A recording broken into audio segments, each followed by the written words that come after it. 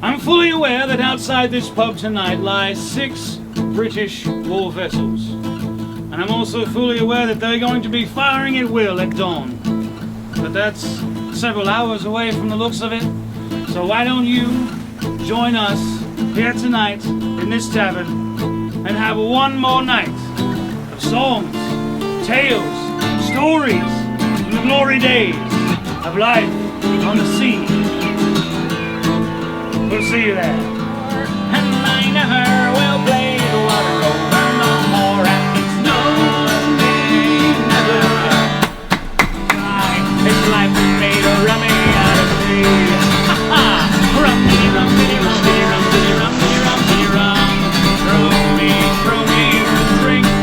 Well, some will say the devil is dead, the devil is dead, the devil is dead. Well, some will say the devil is dead, he's buried down with Davy. Well, Sally's the girl that I love dearly.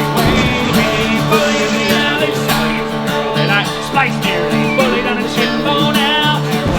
He was upside down, he was lapping up the whiskey on the floor. Booze, booze, the firemen cried as they came knocking at the door.